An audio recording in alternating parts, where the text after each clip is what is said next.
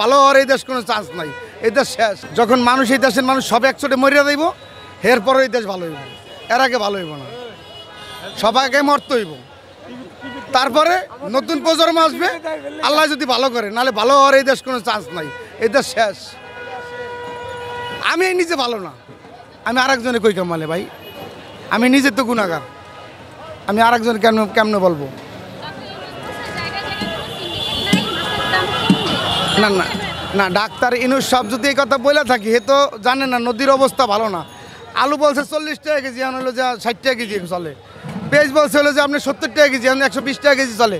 তাই এইটা বলছে, এই বললে যাওয়ার পরে তো মনে মালটা আমদানি থাকতে হইব, মালটা আমদানি থাকতে হইব, বাস্তব হইতে হইব। বাস্তব তো কিছুই হয় নাই, বাস্তব কোনো জিনিসই নেই। আমি মনে করেন এই মাছটা আনছি বরিশালের মাছ, আমি কই হইলো পদ্মার মাছ, তা আমি একটু ভালো না, আর একজন আপনি কই কামালে? আমার নিজের আগে ভালো হইতে হইব, তারপর আর একজনে বলতে হইব।